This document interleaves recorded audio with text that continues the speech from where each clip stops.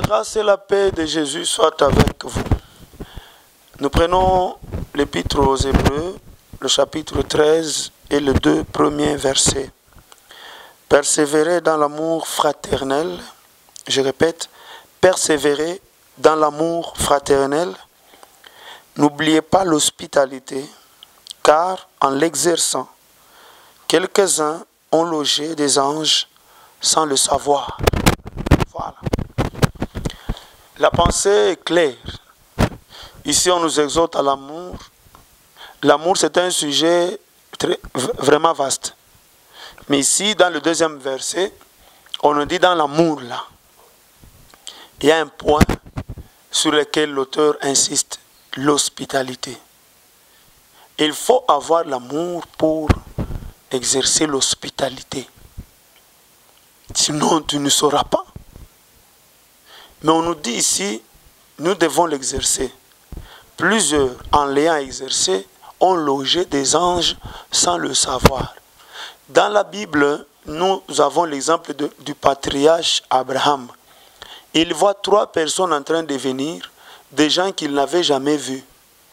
Il les accueille chez lui à la maison.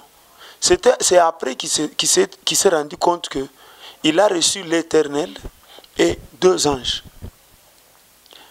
Lot, il était à l'entrée de la ville. Il a vu 2 personnes entrer, des gens qu'il n'avait jamais vus.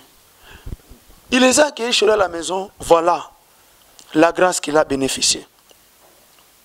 Je ne vous dis pas que, ou l'auteur ne dit pas que chaque fois quand vous allez loger des gens, ça sera des anges. Non.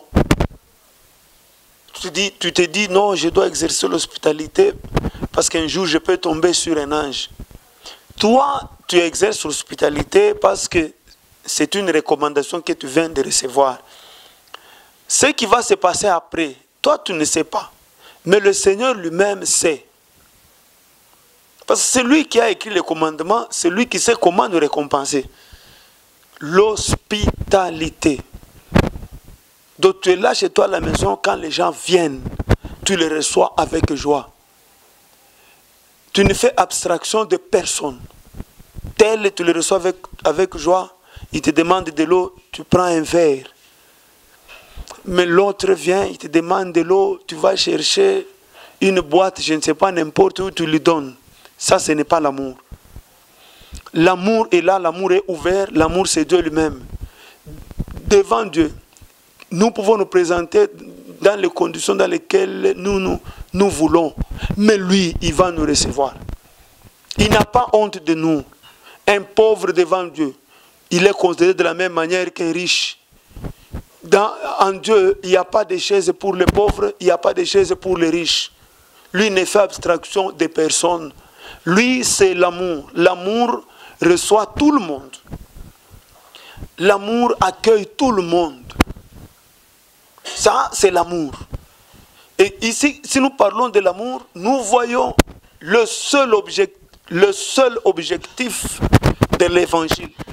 Donc, on nous prêche l'évangile pour que par nous, le monde voit l'amour que Dieu a manifesté en envoyant son Fils Jésus-Christ mourir à la croix pour nous.